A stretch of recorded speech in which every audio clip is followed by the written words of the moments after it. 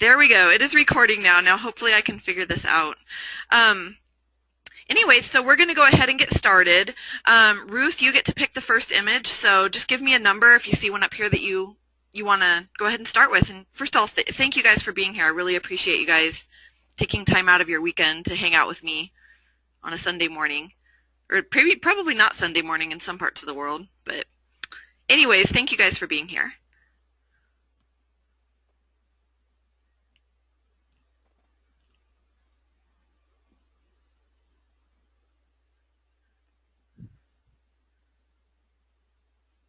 If you can't see the numbers, they're kind of up in the, do you see where I'm pointing? Up in the upper left-hand corner of each box. I've never actually recorded one of my classes before, so this will be a first. I'm sure all the other people in my Facebook group will appreciate it too, so I'm going to try. Hopefully I can figure out how to upload it once we're done. Even if I could just record like the first couple of edits, I think that would be helpful. Yeah, this one down here, number 31 down here is one of the fairy ones. You want me to do that one? Okay. That's funny. I was just working on one of these the other day. Yesterday, in fact. Okay. So here we go. Let me go ahead and put this one back the way that it was straight out of the camera, which is way back here. Okay. So this is what the image looked like straight out of the camera. It was shot with the 5D Mark III and the 200L, which is kind of my go-to portrait lens if I have enough room to use it. It requires a lot of space. Since I was working out in the open forest, I did have a lot of room, so that's what I used here. Natural light, no strobes, no reflectors or anything like that. This was just a naturally lit image. Just to try and knock out some of the questions right out of the way. I spot meter for my skin, so I try to expose skin as well as I can. So anyways, this is the straight out of the camera shot. I only do a limited number of things in Lightroom. My goal in Lightroom is to get an image looking a decently acceptable color, add a little bit of contrast. I would also add a light vignette just by using the adjustment brushes. I don't do a whole lot in Lightroom. Most of my work gets done in Photoshop. And I want to start off by saying also, one of the most important things you need to have, yes, the 200F2. One of the most important things you need to have when going into any editing, any image, is to have an idea in your head of what you want it to look like when it's finished. Otherwise, you're just going to kind of be fumbling through the steps. Not really. Basically, you need to have an end goal. You need to have a vision in your head of what you want this picture to look like when it's finished. And then, basically, it's just a matter of knowing what tools you need to get you from point A to point B. So hopefully you'll be able to pick up some of that today and be able to make your images look the way that you want them to without having to rely on actions, which can be really kind of shifty, and unless you know how to really tweak them, they're not going to give you exactly what you want. So anyways, the first thing that I would do, right up here at the very top, we've got temperature and tint. Those are going to be your two main sliders that affect the color of your image. Your temperature is just going to be your difference between warm and cold. Push it all the way up here, you're going to end up warmer. You push it down here, you're going to end up with a blue image. Your tint and hue throughout Lightroom and Photoshop are going to be your difference between green and magenta. So, I mean, you can see that here. You push it to the right, you're going to make your image more magenta. You push it to the left, you're going to make it more green. The tint, a lot of that basically depends on personal taste, within reason. You don't want to have a green alien or somebody that's hot pink running around, but within reason, it's a matter of taste. So since I didn't use any custom white balance tools when I was shooting these, and I honestly don't, unless I'm shooting kind of a studio type shot and I know my lighting's not really going to be changing a lot, I don't bother with a gray card or anything like that, just because I figure I find that I move around so much, it's just kind of a cumbersome thing to do. So I use a couple of tricks that I know to try and get it in the ballpark, and ultimately I just kind of eyeball my outdoor shots until I get them looking the way I want. I can look at this image right now and I can tell you it's too cool. Right over here you've got the white balance selector. If you have anything in your picture that's either a neutral gray or white, a white piece of clothing, a sidewalk, something along those lines, you can actually use this white balance selector and click on that, and that will sometimes get you pretty close to a more acceptable white balance and color. In this particular image, I really don't have anything that I can click on. Her dress is green, her skin is skin colored. Sometimes I'll even use the whites of the eyes in a close-up, but you can't see her eyes in this picture, so that's not going to be an option here. So this one is an image that I basically just eyeballed. First thing I can tell you is that just by looking at it, I can tell that it's too cool, and it's, you know, it has a lot of gray undertones, which means it needs to be warmed up, and it's looking a little bit green to me. And a lot of shots that are shot out in greenery like this will look a little bit green. A lot of color cast going on, the green from all this grass and the trees reflecting up onto people's skin, things along those lines, and you don't want that. So I'm going to go ahead and warm this up, and I'm going to push my tint towards the magenta a little bit, just to get started. So I've warmed it up, and that looks better, but she's still looking incredibly green to me. So I'm going to come down here to my tint, and I'm going to push that up a little bit as well, maybe about a 27, and that looks pretty good to me. So once I've got my color looking the way that I want to, I'm going to come down to exposure. I haven't calibrated my monitor in forever, honestly, Keith. I know that's horrible to say and it's terrible advice, but my prints come back looking like what I see on my screen, so I'm scared to mess with a good thing. And that's awful advice. Calibrate your monitors. Don't be like me and let it go forever and ever and ever. But, I mean, if I started getting prints back that were looking neon green or hot pink or something like that, then I would obviously do something about it. But right now my prints come back looking like what I'm seeing, so I'm okay with what I'm getting right now.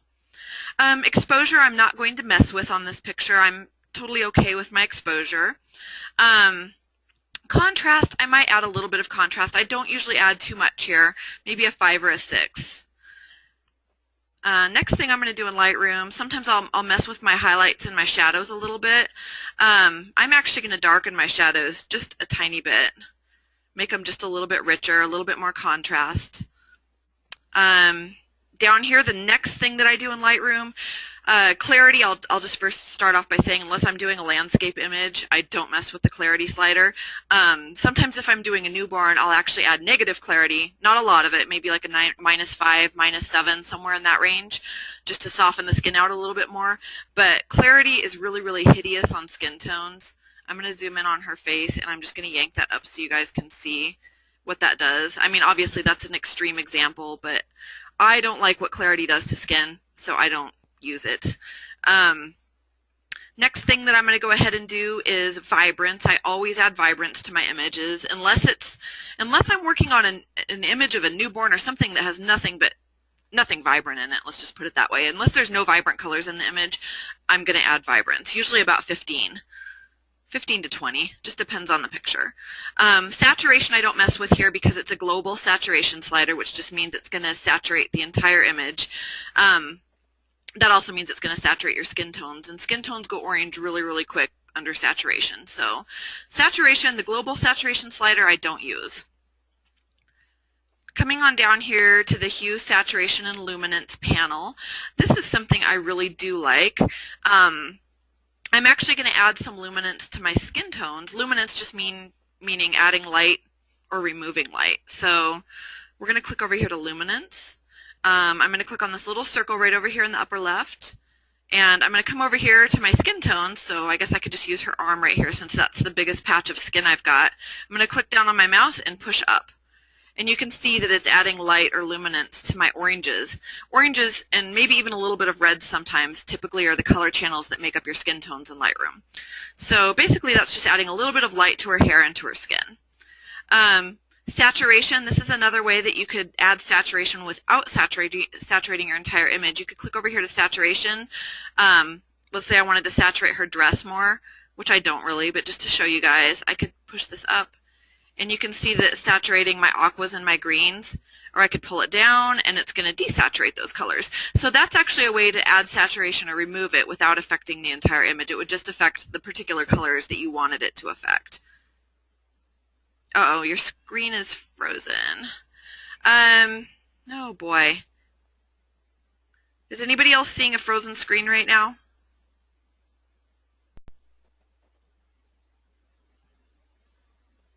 Not frozen, just a lag. Is it okay? Okay.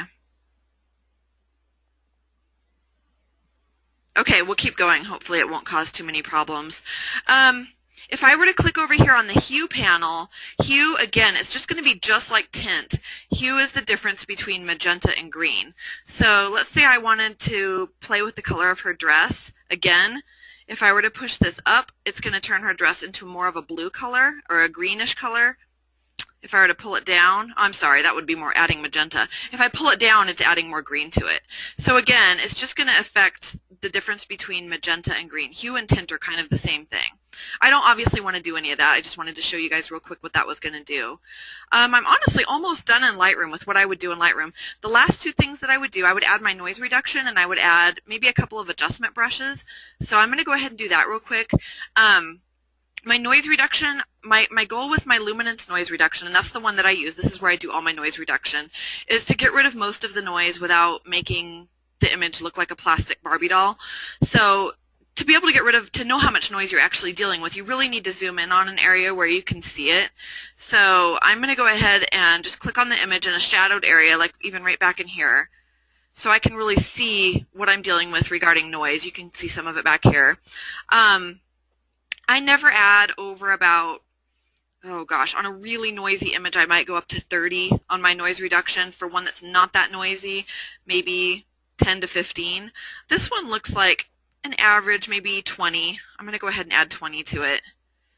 And that cleared up most of it. I'm totally good with that. No one's going to see any little remnants of noise left over.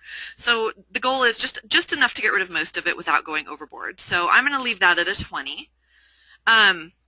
And the last thing I'm going to do before moving into Photoshop is I'm going to go ahead and click on my adjustment brush panel, which is right up here. If you're in Lightroom, it's right up here under the histogram. So I'm going to click on that. And I'm going to input some values. Right now I have this set to minus 0.5 exposure, and I'm going to add a little bit of saturation also, maybe a 20. And I'm going to go ahead and use a large brush and just brush this onto the entire image.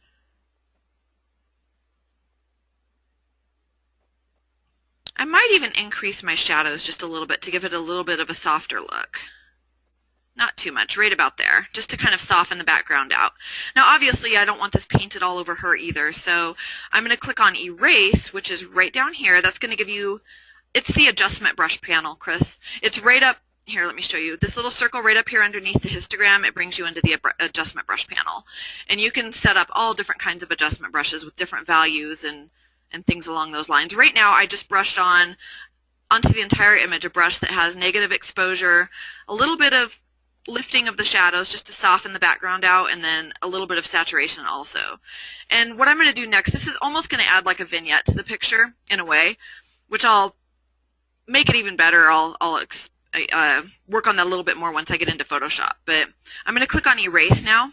And that's going to give me a negative adjustment brush, so I can now take this off, that adjustment brush that I just applied to the whole image, I can now take it off of the areas that I don't want it. So I'm just going to use a brush. You guys can see it's a pretty big brush. It's bigger than she is, and I'm just going to erase it off and around her. So if you want to see where your adjustment brush is applied, you can just hover over the little button that it created. And you can see how it's just softly applied to basically the outside edges of the image right now. The next thing that I'm going to do is lift the exposure a tiny bit on her face. So I'm going to click on New. If you go right up here, if you click on New, oh no. Okay, you can hear me? There's always a few technical glitches that we kind of have to work out in the beginning of a webinar, and those things always, like, I don't get nervous before doing webinars anymore because I've done them for a long time, but the technical stuff makes me so jittery because it's like, definitely not my forte, and I don't know how to fix everything, so I'm trying. Anyway, so I'm going to click on New up here, and I'm going to make a different adjustment brush just to add a little bit of exposure to her face. And I'm going to actually decrease the saturation, because if you look at her right now, you can see that her face is a little bit more saturated than, say, her arm. I just want to bring that down a tiny bit, so I'm going to go to a -7. I'm going to make a small adjustment brush because this one's going to be more exact. I'm really just going to try and apply this to her face, not her hair, not the background. So I'm just going to kind of go over her face here. And again, you can hover over the button that it creates. Every time you do a new adjustment brush, it will create a button for that adjustment brush. So you can hover over it and see if you've gone over an area that you don't want to go over. And if you have, you just click on Erase and go back and clean it up. And right down here, you can use your bracket keys, or you can use the size slider right down here to change the size of your brush. It could be, Sarah, but if I were you, I would download either ACR or Lightroom. I believe, okay, don't shoot me if I'm wrong here. I'm pretty sure you can download a free trial of it and try it out and see if you like it. I got a really good deal. When I bought CS6 and Lightroom, I think I paid $199 for both of them together. They were on sale. If I could only remember, it might have been Adorama or some similar place. I got a really good deal on both of them together. Personally, I couldn't do without Lightroom. I need this for my raw editing. And while most of the magic happens in Photoshop, I still like Lightroom to start out in, to get my noise taken care of, it's the easiest way I've found to take care of color, just to get your global color looking good. I would definitely try and get my hands on a copy of it, or even just the free trial to see if you like it and see if it's something that you'd want to like incorporate into your workflow. So if I hover over this right now, Lightroom, no, not at all. Lightroom, it looks confusing. I remember when, yeah, see, that's not bad at all. I haven't gone cloud just because I hate having a monthly bill, so I'm stuck on CS6, but all you have to do to show the mask is you just bring your cursor and you hover over the little button. Do you see the button that it created when I made that adjustment brush? If you hover over it, it's going to show you the mask. If I wanted to go see the adjustment brush that I added to the background, I would just go back up here to this button and I can hover over it. If I want to reactivate it, I just click on it and then I can go back in and make changes to it or delete it altogether. If you want to delete an adjustment brush, you would just hover over it and hit delete and it would go away. So, and I'm recording this class, so you guys cross your fingers for me that I can figure out like how to deal with the recording. I don't think, because it tells me right now I have 20.9 gigabytes remaining to record, so I'm hoping that it can at least make it like record the first couple of images that we do, and I can upload that into our group so you guys can refer back to it. I think that would be really helpful. I know you guys are taking notes, but I go through a lot of stuff and it's probably pretty hard to keep up, so hopefully we'll at least catch the first 2 images or so and we can go ahead and put it in the group. So anyways, I'm pretty much at this point, you can see that that one just goes over her face. At this point, I'm done with what I would do in Lightroom, and I would go into Photoshop with this one. So let me click out of here. To get out of the adjustment brush panel or into it, you just re-click on this little spot right up, this little circle right up here under the histogram. And that'll take you in and out of the adjustment brush panel. That's because I haven't sent the invites out yet, Elizabeth. I send those out after the class. So sometime this afternoon, like after our class is over, I'll go ahead and email out invites. And please let me know if you guys don't get it. I just found an old email from somebody that got buried and I never saw it from way back in October, and she was all mad at me because she didn't get into the group. And I'm like, I honestly didn't see her email. I wish she would have tried again, but anyways, so if you guys don't get it, if you don't get that email, please email me until you hear a response. I don't ever purposefully ignore my emails, but I get a lot of emails, and it's like sometimes I do miss things. So I do my best. Anyways, this is what the image looked like on import. So this was our straight out of the camera, and this right here is what I'm taking into Photoshop. Nope, I don't. I don't crop in Lightroom at all, and the reason being is because when I go into Photoshop and I do my edit in Photoshop, I always save a layered copy of my edit without having cropped anything out, in case somebody orders a 10 by 20 or they order some bizarre crop and I need to go in there and have the whole picture there without being cropped. So cropping is actually the very, very last thing that I do. I don't know, Chantel. I don't know why it's lagging like that.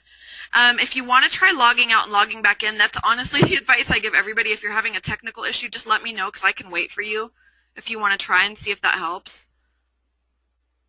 Okay, I'll go ahead and wait. I'm just going to pull this image into Photoshop and I'll sit there and wait until you log back in.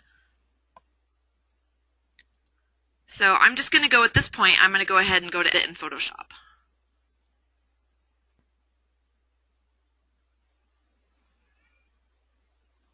Yeah, I've had weird technical things happen even where I'm in Lightroom, and it will just, and I think it's just the GoToMeeting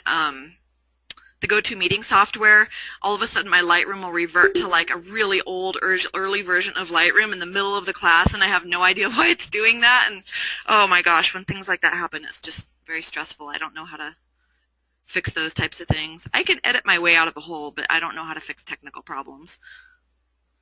It's kind of like when my computer's acting up. If I can't fix it by shutting it down and restarting it, then it's usually beyond me, sadly.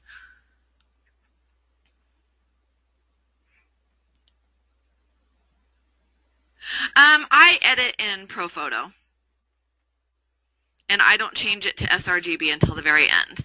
And I will tell you guys right now that color space is not something I'm an expert in. This is just what I do. I can't even really give you a good reason why I do that, except that ProPhoto is a larger color space, and I prefer to edit in that until the very, very end when I save my JPEG copy of the image that I would show online or that I would put into somebody's gallery. Then I will go ahead and convert to an 8-bit and sRGB.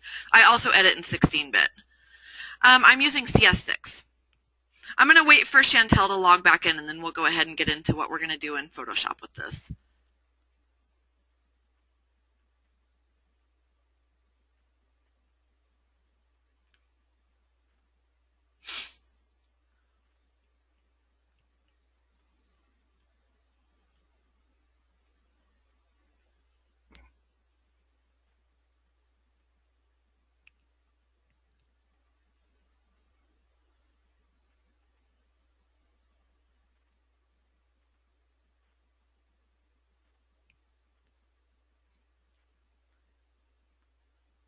There's not really, Amanda. No, CS5 should be able to do pretty much everything I'm doing here in CS6. I don't think there would be. I mean, you have content-aware fill as of CS5. I don't see why it would make any difference. I'm not even going to go to cloud, so when you convert from ProPhoto, I don't. No, Sometimes I notice a little bit of a color difference in my black and whites, but nothing major, no. And I know if any of you guys are in that Ask Damien group, he would scream and yell at me for using ProPhoto RGB, but everybody's got their own way of doing things, and I can only, there's probably no right way or wrong way. I can only show you my way, the way that I do things. So, and there's also, because I'll get a lot of people asking, like, why don't you do this that way? I know that there's probably 50 ways to do just about anything in Photoshop or Lightroom. As far as editing goes, there's going to be, you have a color cast, there's going to be 50 different ways to fix that. So I can just show you my preferred methods of doing it. It doesn't mean that other methods are bad or that they're not as good. It just means that that's what I use. And yes, I am using a TIFF file right now. This is a TIFF file. It's in ProPhoto RGB. It's a TIFF file, and it's in 16-bit. So, okay, Chantel, are you okay now? I don't agree with him as far as ProPhoto goes either. I've been doing it this way for years, and I've never had any problems. So, okay, so where everyone's back, we're going to go ahead and get started on this one. Let me move this over so we can see. The very first thing that I usually do is I clean up my skin issues, and if I were teaching you guys, actually I don't even think she has any skin issues. You guys might have to pick a different picture to see that. Kids don't usually have zits and things like that. Anyways, if I were to clean up any skin issues, I go back and forth between the patch tool and the spot healing tool to clean up skin. I find it retains texture a lot better than the cloning tool or clone stamp. All she has is freckles going on right now, and I don't want to get rid of her freckles. I love freckles, so I don't need to do that. But we'll just assume like that this fly over here, let's go find that ugly fly. We'll assume that this fly is a zit. I would either zap it with the spot healing tool or this is the patch tool. Just circle it and drag to a new area. I deal with acne and scratches and bruises the exact same way. And I'm sure somebody will choose an image that needs more skin work before this class is over with, so I'm not too worried about that. The first thing that I would do when I'm doing a really involved edit like this one, this is going to be something that's a little bit above and beyond a typical client image. I really went for a fantasy edit with this, and I did a lot of intricate background work that I did not want to affect my skin. When I'm doing an image like this, I do want to get a good selection of my subject so I can separate them from the background and do things to the background that aren't going to affect them. And that means masking around hair, that means masking around this thing. It sounds daunting, but there really is a relatively quick and easy way to do this. So the first thing I want to do is get that selection made. And don't forget, I am recording this, so you guys can always come back and refer back to this as long as I can figure out how to upload it. I don't know why that would be a problem, though. So I'm going to go in here. Right up here, we've got the quick selection tool. And I am just going to start selecting, using the quick selection tool or the quick mask tool, I'm going to start selecting my subject here. And I'm going to do the best job that I can using this tool to get a good selection around her. Most of my clients weren't hiring me for this. This was not even a client shoot. This was just a creative shoot that I did for myself. My client sessions were your typical family sessions, sessions of kids, newborns. It wasn't anything like this. I have briefly entertained the thought of doing or offering the fantasy type sessions and just offering a limited number of images because they do take longer to edit than a regular image would. But I haven't really decided if I want to do that yet. I'm on hiatus from taking client sessions right now just because I feel like my family has been suffering lack of time with me. I have 10 kids, so they take up so much of my time and energy that I really am. I'm just still trying, like any mother, I guess, that's in business for herself, trying to find that elusive balance that is so hard to find. So anyways, I'm going to go in here and I'm going to try and select her and this little lantern thingy that I've got going on here. And you can see that this quick selection tool does a pretty good job of finding the edges. It struggles a little bit when you get into areas where the skin color is pretty similar to the background color, and you would need to go in there and just carefully with a small little brush kind of go around the edges there and get those spots that it misses. And just to reiterate, I would not go to these kind of lengths to edit just a family, like a family picture, just a normal image of a child. You know, this is definitely above and beyond, more time consuming than something else would take. So once I've got a decent selection made here, and I've got it goes around her, it goes around this box, you can see that there's some areas of background kind of peeking through this lantern. So I want to get rid of those. I don't want to select those areas because it's going to look obvious that I've, you know, been messing with the background if I miss these particular areas. So what I'm going to do is click on this little negative quick selection tool up here, and I'm going to go in there and try and take these out of my selection, these little areas of background that are showing through. And it does a pretty good job. It really does. Let's see if it can see her arm right there. There we go. So that's not too terrible. Oh, here's one more little spot right up here that I need to grab.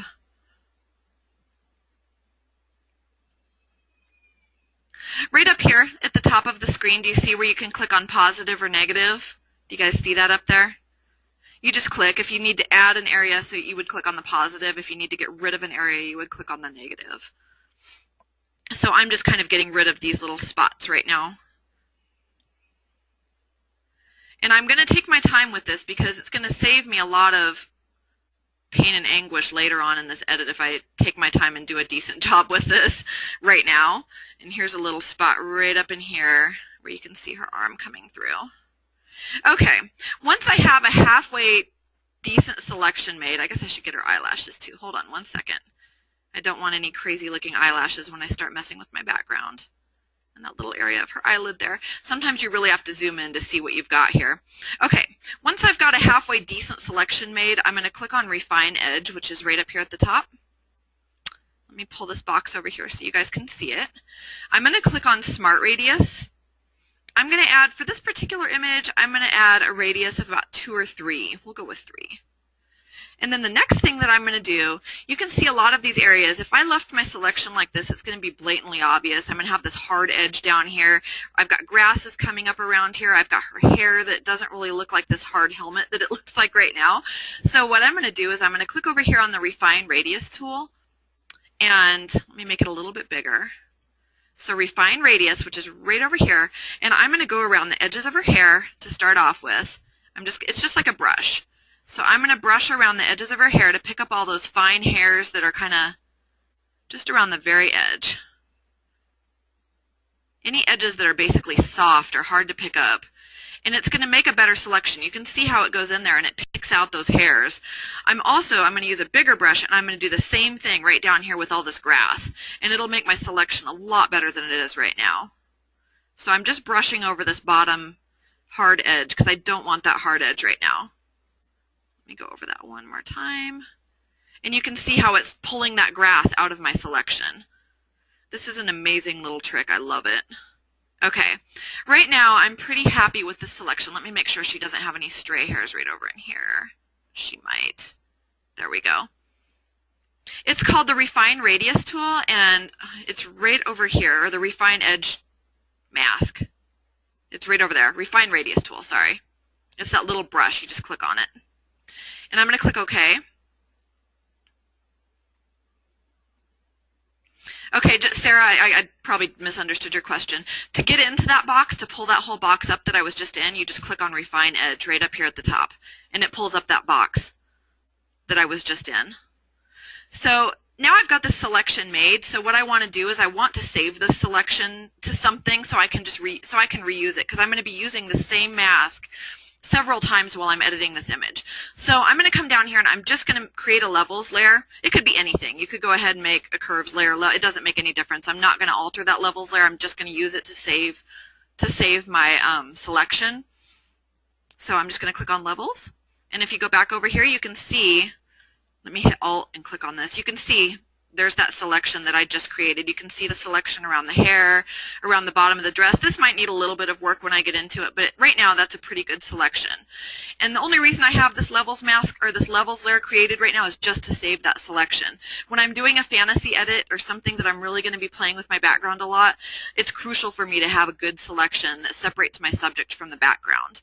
So the first thing that I want to do here is I want to get rid of these bright patches and this bright glob over here. I want to make it look, the framing, I want to make the framing look a little bit better. So I'm going to go back to my background layer. And don't forget, if this is confusing you, it's all being recorded right now, so you guys will be able to see this again. I'm going to go up here to my, my rectangular marquee tool, and I'm just going to make a selection. I'm going to copy my background. I'm going to copy this side over to this side. So I'm just going to make a rough selection. It doesn't really matter if it goes over her at all or not. And all I'm going to do, once I have that selection made, I'm going to go up here to Layer, New, Layer, New, Layer via Copy. And it's going to make another layer out of that selection that I just made. Obviously, it doesn't look like anything's changed yet, so I'm going to go to Edit, and I'm going to come down to Transform, and I'm going to go to Flip Horizontal, and that's going to flip that layer that I just created. It's going to flip it so it's facing the opposite direction. It's going to be a mirror image of itself, basically. And I'm going to drag it over here kind of to where I want it. Let me just decide where I want it at. I'm thinking right about there. And yes, I realize this looks absolutely horrible so far. But what I'm going to do now is I'm going to copy this mask first. I'm going to copy the mask I already made to get rid of the stuff that's on her, and then we'll just go in and kind of clean that up a little bit. So I'm going to hit Control, the Control key or Command on a Mac. I'm going to click on my mask up here that we already created. That's going to reactivate that mask. And then I'm just going to come down here, and I'm going to go to Add a Layer Mask. And it's going to automatically add that layer mask. Now, obviously, this is not perfect.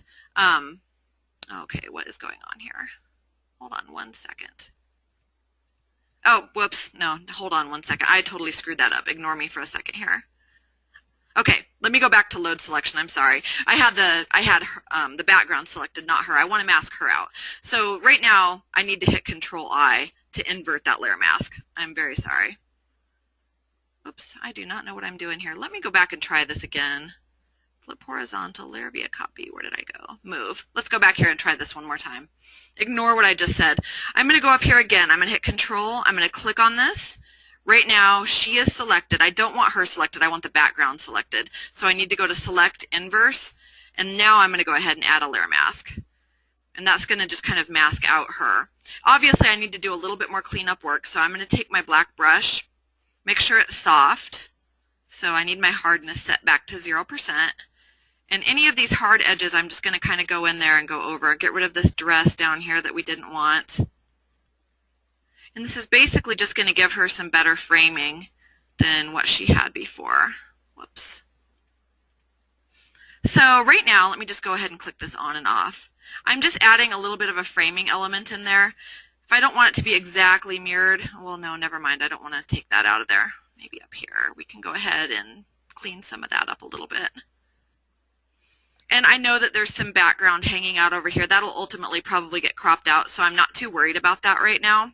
But I do like the mirroring of having the, yes, I am painting on the mask right now. I'm just kind of going around with a black brush and kind of cleaning it up where I had stuff showing through that I didn't want to show through. So I can go back down in here, clean that up a little bit more. So with and without the mirroring, I like the mirroring. This isn't something you want to do all the time. If you really wanted to make it look not quite as obvious that you did that, you could go in here to these trees. I could go back in here with my patch tool and I could make some of these spots a little bit different than they are on the other side, so it's not an exact copy. I could even go in here and add some more spots just by doing that. I'm just using my patch tool right now to kind of make this look a tiny bit different than the other side looks, just so it's not an exact copy. I've got the trees there that are framing her in, but it doesn't need to be exactly the same with the exact same spots and everything that the other side has. So I'm just going to make it look a little bit different. And all I'm using is my patch tool right now. So you can see that I've got the trees over there. Maybe I'll get rid of this bright spot and this fly here. Another way to get rid of something that you don't want, just circle it and go to Edit, Fill, and then just select Content Aware and hit OK. And that should get rid of it, although it kind of botched it right there. Added some stray tree between. We'll use the patch tool. When one thing doesn't work, try a different tool. So I'm happy with that right now. The next thing that I'm going to try and do is play up the color of her hair a little bit. She already had beautiful red hair, but I'm going to go ahead and make it a little bit more fiery and a little redder. So the way that I'm going to do that is with a levels layer, and I'm also going to add a little bit of soft light to it. So kind of my philosophy when I'm working on an image like this is I pick around one little thing at a time. Like I'll look at something like, okay, I want to make the hair more fiery, so I'll go in there and do that. I want to make the background darker, I'll go do that. So I just look at it as one piece at a time, one little piece of a puzzle at a time, and I go in and I use the tools that I have to try and make whatever I'm working on at that moment look the way that I want it to until everything is done and matches the vision that I had in my head for what I wanted the image to look like in the end. So I'm going to go ahead and try and make her hair look a little bit more fiery, a little bit more red. We're basically just going to play up what's already there. So I'm going to go, whoops, I hate it when it does that. I don't know if anybody else's Photoshop does that. I'll go to click on create a layer and it'll just automatically pop up one of those layers. I think it must be a glitch in Photoshop. Okay, levels. We're making a levels layer now. I'm going to go ahead and drop my midtones just a little bit. We're going to make it a little richer, a little more fiery. So I'm going to drop my midtones down to maybe a 0.94, 0.95, somewhere around there. I'm going to increase my highlights, make my highlights brighter. So I'm just going to pull the slider in. And I'm not really concerned about what's going on with the rest of my image. I'm just watching her hair right now. So I'm going to go ahead and pull the highlights up a little bit. I might even add one or two to my blacks. Once I've got a little bit more, that's just adding a little bit more contrast right now. The next thing I'm going to do is go into my different colors. I'm going to go down here to red. I might make it a little redder, maybe a 1.04, we'll see. Maybe not quite that much, 1.03, that looks good. And then I'm going to go into my green. There are three main opposites in editing. Green and magenta are going to be opposite. Yellow and blue and red and cyan are going to be opposite. So basically I'm in my green channel. You'd wonder why I want to do anything with green with her hair, but by decreasing the amount of green, it's going to add a little bit more magenta and just add a nicer, richer tone to her red hair. So I'm going to drop my green midtones down to maybe a 0.97, somewhere along those lines. About a 0.97, that looks good. Okay, right now this is affecting the entire image, which we don't want. So I'm going to hit Control-I to invert my layer mask. To help me with painting in the lines, basically I'm going to paint this right onto her hair. So to help with painting within the lines, I'm just going to hit Control, and I'm going to click on this mask that I created back here when we first started this image. It's going to reactivate that mask. That means if I oversweep outside these boundaries of the edges of her hair, it's not going to do anything. So basically all I have to do is take a white brush now with that mask activated, and I'm just going to paint this onto her hair. Have to be kind of careful when you get up around her face and whatnot, but I'm going to just do my best just to get this onto her hair only. I am a big proponent of reusing masks over and over again, because if you go to all the trouble to make one when you're doing an edit like this, and it does take some time to get it looking right, to get it the way that it should be, you definitely don't want to have to do it over and over again. So we're going to go in here and do our best to, because I'll be adding another layer to her hair. Now when I get into these little strands of hair that are, hold on one second. To see your mask, if you hit the backslash key, you guys can see spots that you might have missed. So I can go in there. Whoops, we don't want to get her shoulder. Let me Go back in there and get rid of that. Okay. I'm going to go back over here, and I'm going to use a lower opacity brush for these little hairs that go over her arm, just so I'm not hitting them quite as hard. I'm going to go down to like 40% on my opacity on this brush, and I'm just going to get those little hairs that go right over here. And just for the sake of time, this probably will not be 100% perfect, but hopefully you guys will understand the tools that I'm using here, and will be able to use them yourself on your own images. Okay, that looks pretty good. The next thing that I want to do is add a little bit of soft light to her hair. And since I just made a mask of her hair right here, if you click on it, you can see there's her hair. There's no reason to redo that mask. There's no reason I should ever have to paint that mask again. I'm going to hit Control. I'm going to click on it. It's going to reactivate it, and it will now apply it to the very next layer that I create. So the way I do soft light is I make a curves layer. And you can see, let me go back over here, you can see it applied that same exact mask to my curves layer. I'm not going to change my curves at all. The only thing I'm going to do is change the blending mode to soft light. And obviously that's way too much, so we're going to go ahead and drop the opacity down to like 20 or 25%. And it's just adding more rich red tones into her hair. You can kind of see it just adds more contrast, makes her hair a little bit more fiery. These methods, I don't know if you guys remember the picture I did of my own daughter in the snow where I turned her from a dirty blonde into a redhead. I used these exact same techniques on her hair. Only difference being is that when I did that levels layer, I obviously had to go a lot further with the reds and the magentas and played with those individual color channels a lot more because she didn't have the red hair to start off with, so I was starting with hair that had no red in it and turning it red. So, but it was the exact same principles that I used here. Yeah, all you want to do, like if I need to use, let's just say I was going to do another mask that was going to be of her hair. I wanted to do another adjustment level, or sorry, I'm talking too fast. Let's say you wanted to do another adjustment layer on her hair only. You would just hit Control or your Command key if you're on a Mac, click on that mask. That reactivates it. That basically turns that mask back on. And then let's say I wanted to do a selective color layer. I just come down here, create a selective color layer. It's going to automatically apply that same mask to that next layer that I create. So that's how you do it. But let me delete that because I do not want to do that. But the next thing I'm going to do, now that I've got her hair looking the way I want it, almost, I'm going to go ahead and I'm going to accentuate this rim light that's around her hair. You can kind of see she's just backlit a little bit here. I'm going to make it look even more so to separate her from the background more. So I'm going to make another levels layer. I'm going to increase my highlights quite a bit. I mean, way down here to right about there. That looks pretty good.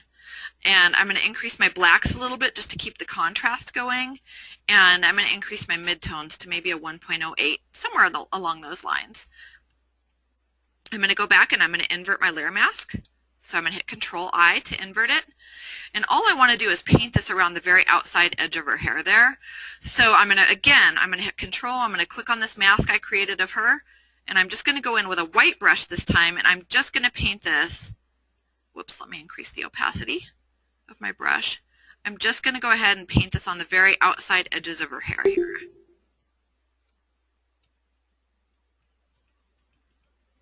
Okay, and you can see that that's just accentuating that rim light a little bit. So yeah, that's something you can sort of fake in Photoshop, or it would be hard to fake if there was nothing there, but if you've already got something you can start with, that's how you would do that. The next thing that I want to do is I want to darken that background up a little bit. It doesn't, I really wanted this to look more like it was at nighttime and not so much like it was shot in the middle of the day, which is what it looks like right now. So to do that, I'm going to go ahead and get my background darker. I need to select my background for my next layer. So right now we already have her separated from the background down here. So if I click on this layer again, that's going to select her. Now to select my background, all I have to do is go select inverse. And now you can see that the marching ants go around the edge of the image. So now I just need to figure out which type of a layer I want to make to darken up my background. I'm a big levels user. I use levels a lot. So I'm going to go in here and make a levels layer. Now that I've got this levels layer, let me just go back and show you again. I'm reusing a mask. You can see right here it's got my background selected already, which is exactly what I wanted. So let me go back over here. Now we just need to play with the properties of this layer. I'm going to drop my midtones down quite a bit. We'll try like a even more than that, 0.75. I'm going to increase my blacks a little bit, maybe to a 4 or a 5. I'm even going to go in here, I think, and add some blue to my shadows. So to do that, you just go down here to your blues, and you just play with your output levels.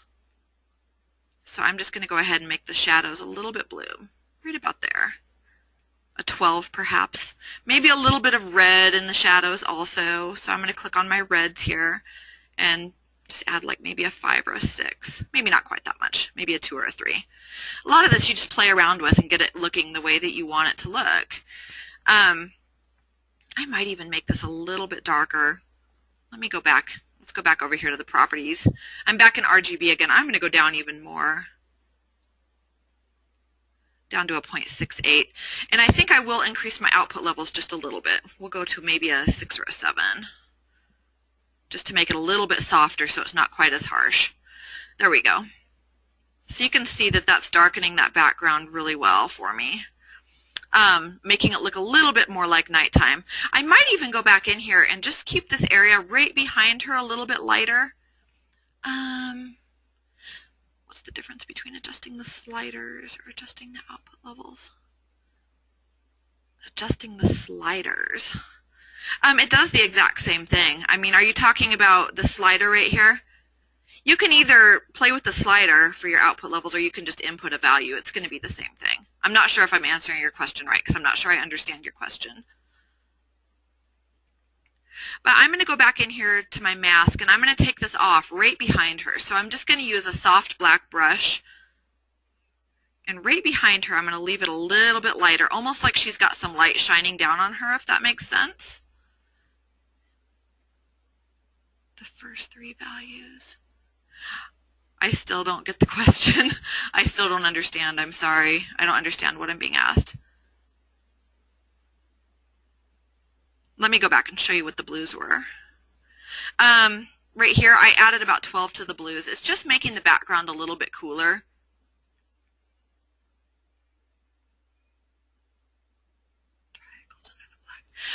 Well, these are just going to be, this isn't going to be lifting your shadows. When you go to output, that's basically going to be adding haze or lifting the shadows. So like when I go down to my output sliders and I decide I want to mess with the output sliders for blues, that's going to be only lifting the shadows or adding blue to my shadows. I don't know if that makes sense. I hope it does. It's just going to be, it's almost like, here's another way to do it. If I were to go in here to curves, and I do this sometimes, I'm actually going to do this to this picture. So I'm going to make a curves layer. It's kind of the same thing as going down here to curves, selecting blue, and just pulling up the shadows. You're pulling it up, you're lifting it, you're adding blue to that, just to the shadows. Does that sort of make sense? I don't know if it does or not, I'm sorry. Yes, exactly. That is the correct answer, Rob. Good job. Thank you. I am going to leave it like this, though. This is actually a global adjustment I just made, and I do this to a lot of my pictures where I will just go in here and I will lift the blues up just in the shadows right here. You can kind of see that I just created a blue right down here. I'm not going to leave that at full strength. I'm going to drop the opacity of that layer down to about 50%, but I do like the way that that looks. Let's see here. The next thing, I'm trying to remember everything I did to this edit. I spent a long time on this edit, so hopefully you guys won't hate me by the time we're done with this one. This was one I tinkered with forever until I got it looking the way that I wanted. I didn't like the fact that this lantern was red. I wanted it to be black. I didn't want it competing with her hair, so I'm going to do that real quick. I'm going to turn this so it's black and not red.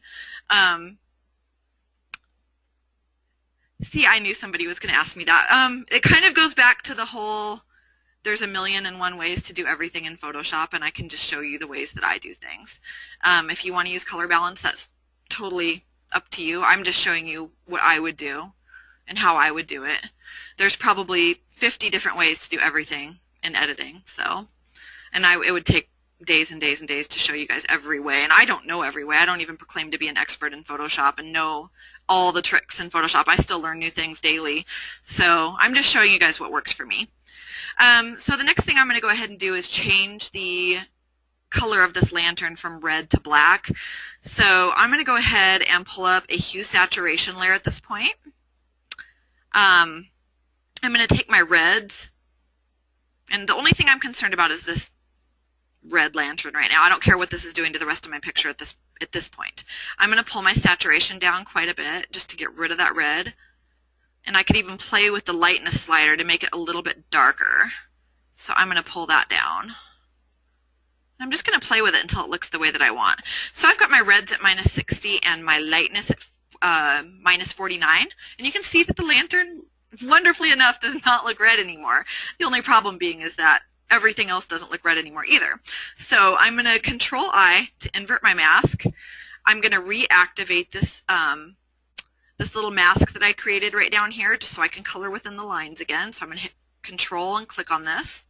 And I'm just going to go in there with a white brush, trying my best to avoid her arm because I don't want to turn her arm gray. And I'm just going to kind of go around and hit this lantern right now.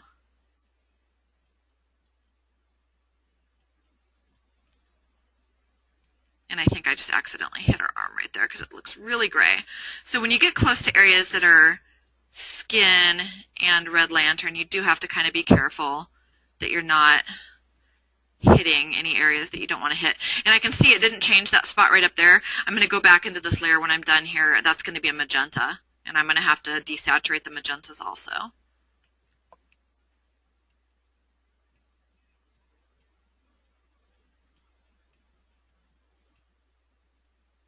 Okay.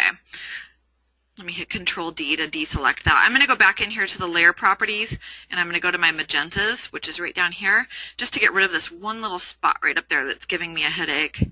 We're going to pull that down and pull the lightness down in the magentas also, just to make that black too. There we go. So you can see that I've taken the red out of that lantern and made it black, which makes it not quite as distracting to me. I like the way that that looks a lot better. The next thing that I'm going to go ahead and do, I'm going to darken this background even a little bit more. So I'm going to go in here, and this time I'm just going to use a soft mask around her. So I'm going to create a curves layer, and I'm just going to grab the midtones and just pull them down. Right about there. And then I'm going to go back in here with a soft black brush, and I'm going to go ahead, just a large soft black brush, and I'm just going to kind of mask her and this right here. There we go. I need to go in, and you can see that my original mask down here did not do such a great job with these grasses, and that these grasses are really starting to look like they're way too light, standing out a lot. I'm going to go back down here to this levels layer that I created right here, the one that kind of darkened my background the first time, and I'm going to go in there with a white brush, and I'm just going to go ahead and kind of paint that on down here on the grasses a little bit more so they're not so glowy and standing out. Okay, we're getting there. We're making progress on this. The next thing I want to do is work on her face and the contrast on her face just a little bit. Right now her face is still looking a lot more yellow than the rest of her skin, and I don't like that. So I want it to match the color of her arms a little bit better. So I'm going to use a trick that my friend Susie, who's actually sitting in on this class right now, I'm going to use a trick that Susie taught me.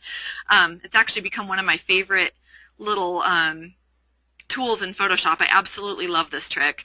And again, this is being recorded, so if you guys are getting confused by anything, relax, rest easy, that you guys will be able to see this again.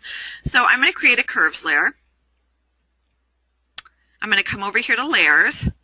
I'm going to make sure that I'm clicked on the layer itself and not the mask, so that this is crucial for this to work. And then I'm going to go back over here to properties. I'm going to double click on the black eyedropper, which is going to be right up here, and it's going to pull up the color selector.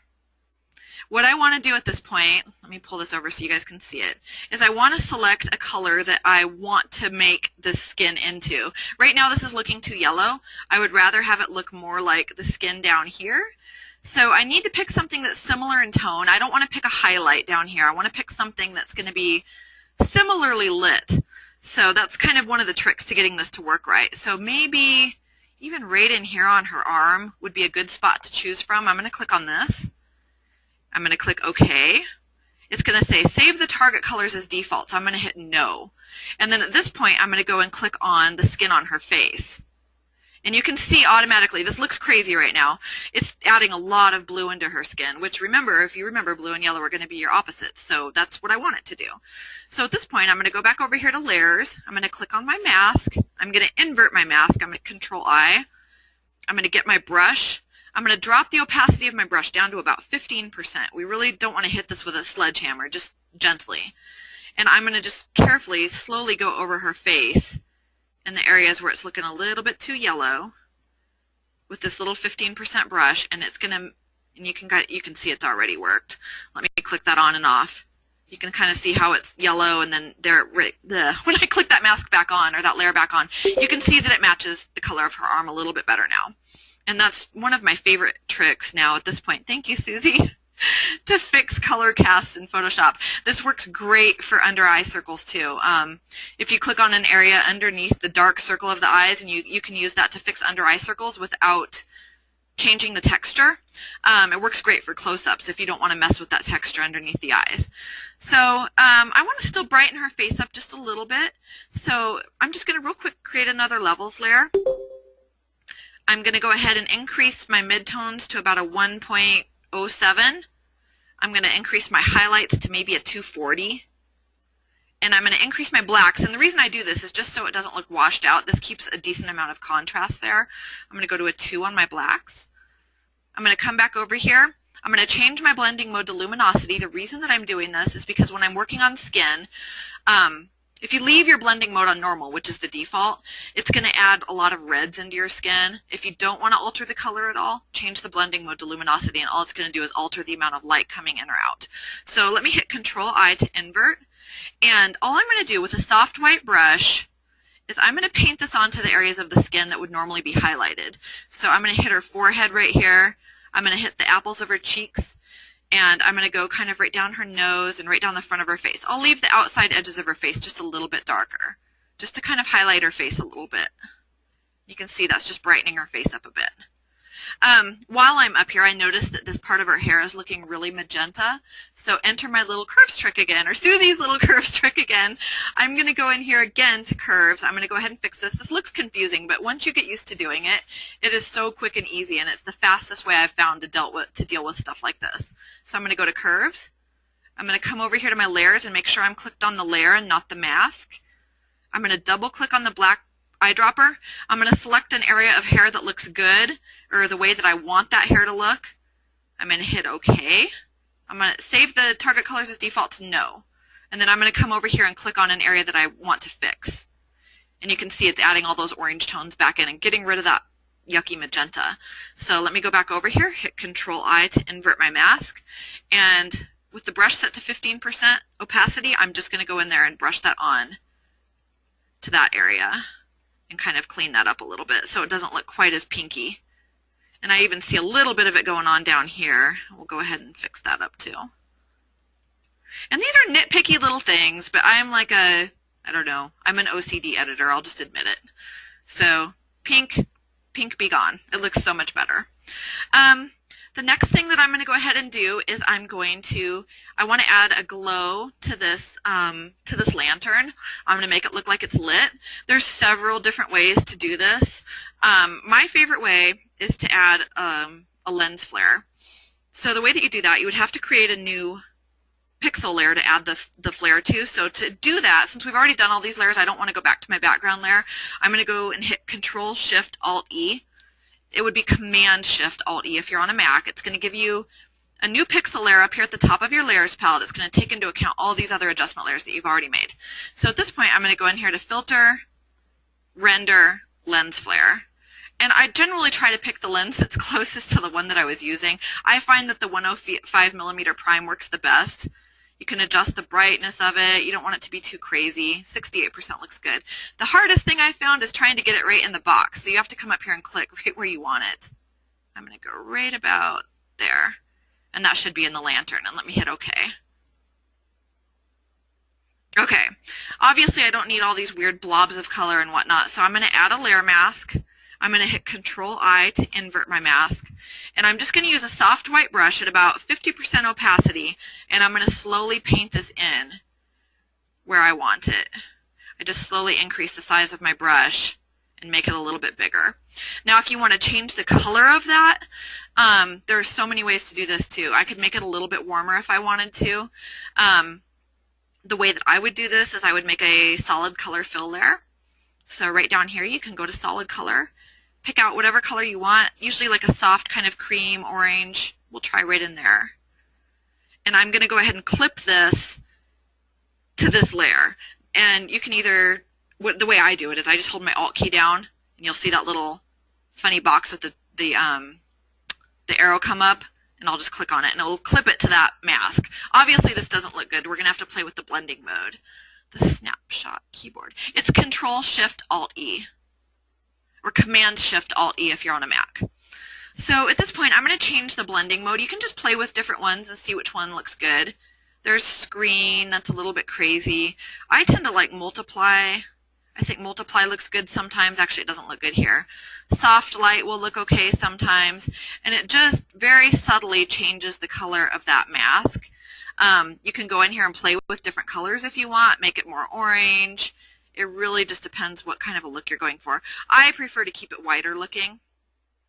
And I'm actually going to go in here. I'm going to go back to this mask here where I made that glow, and I'm going to take it off of her face a little bit because I don't really want her face to be that washed out looking. So I'm just kind of going in there with a black brush and washing that off just a little bit. And I know that the other thing that I did on this one was that I actually added wings to her. I will try and find the link for you guys. I downloaded these wings ages ago. I found them on DeviantArt. If not, I could probably just share them in our group if you guys wanted them. The way that it's just a Photoshop brush is all it is. So you pick the color that you want to use for your wings. I'm just going to make them kind of just a barely off-white. I'm going to create a new layer. So right down here next to the trash can it says create a new layer. It's just a blank layer. And I'm going to go up here to a Photoshop brush that I already have installed. And I'm going to try and find the link first just so I'm not doing anything the wrong way. If I can't find the link, I'll share them with you guys. But they were free, a free download on DeviantArt, so I'm trying to remember which one we used. There we go. It was this one right here.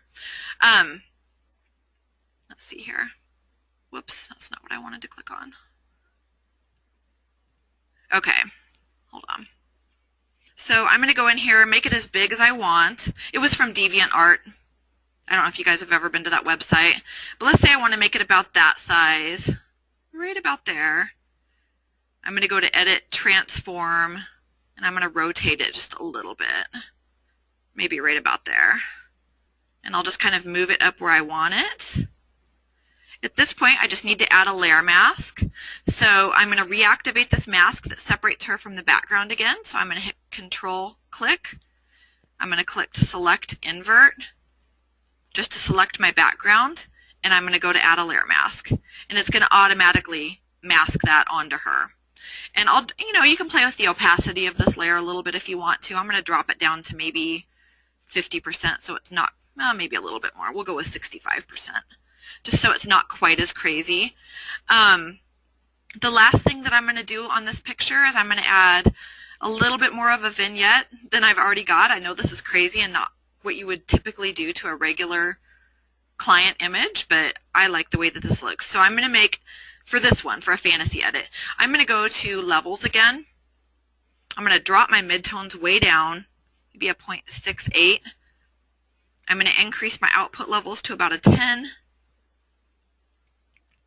I'm going to change my blue output levels to about a 7, adding more blue again. I'm going to go to my reds, and I'm going to add about a 2 to my reds. And then I'm just going to go in with a black brush at about 50% opacity. I guess I don't need this butterfly brush anymore. Let me just go up to a regular soft brush, and I'm just going to slowly mask this off of her, off and around. So right about there. Obviously, I could either crop this out, I could content aware fill what's going on over here. I'm just going to go ahead and crop it out just for the sake of, I've got a very crazy crop ratio going on. Just for the sake of easiness right now, making this a little bit more simple, I'm just going to get rid of it, that area over there that looks funky. There we go. We'll stretch our background a little bit. Here we go. Okay, at this point, I would save a copy of my layered edit as a PSD file, so I always have that to go back to. I I don't know if any of you guys have done this. You'll edit something late at night when you're tired. You'll get up in the morning and you'll realize you have a green person. It's really nice to be able to go back to that layered edit, figure out where you went wrong, what layer it was that caused the issue, and just go back and fix it rather than having to start over completely. So, excuse me, I always save a layered copy of my edit. So just assume I've done that. Let me hit layer. I'm going to flatten it. And just to get rid of this funky area, quickest way to do that is I'm just going to go ahead and select right up to about here with my rectangular marquee, and I'm going to go to Edit, Transform, Scale, and I'm literally just going to drag this over and hit Enter. And at this point, that's how I would edit this image. I do start off with RAW. In Lightroom, I do use a RAW file. When I go into Photoshop, I use a TIFF file. I'm going to go ahead and revert this one so you guys can see what it looked like to start with. And sorry, I know this was a really long edit. Normal edits do not take this long, so that's what we started with in Lightroom, and that's what I finished up with in Photoshop. So it's a pretty big difference. So from that to that. The levels stuff. Oh, with the background, I'll just add another one so you can see it. And how I would save for Facebook and for the web is for Facebook I save as a PNG file instead of a JPEG, and it seems to help a little bit as far as the image compression that Facebook does, but honestly, Facebook butchers our pictures, and I don't think that there's any way to completely prevent that from happening. But saving as a PNG file for posting on your Facebook page seems to help. Like for posting on my blog and whatnot, I still use a JPEG file.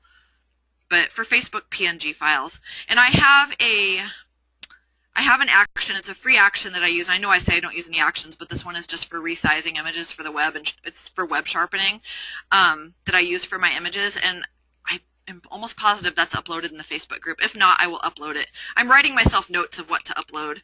So video, wing link. I'm writing this down right now. Hold on. And if it's not already there, the action for web resizing, and I will upload it. And for my images on Facebook, I size my horizontals to 1100 pixels wide, and I size my verticals to 800 pixels high.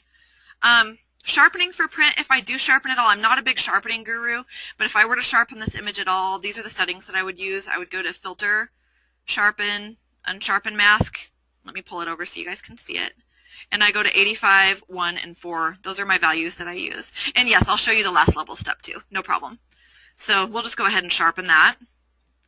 I'm just going to redo the level step, so it's going to have 2 of them on there right now, so don't mind that. Okay, so I made a levels layer. I dropped my midtones down to like a 0.7. I increased my output to about a 10. I went to my blues and I increased my output to about a 6 or a 7. And then on my reds, I went to the output of about a 2. And then I just went in there with a soft black brush at about 50% opacity, and I just took this off of her. And honestly, you could even go more dramatic. You could do that if you wanted to. I don't think that looks half bad, but that's just me. So I kind of like the way that that looks with 2 of them on there. So ultimately, like I said, you really have to have that vision in your head of what you want your image to look like at the end result.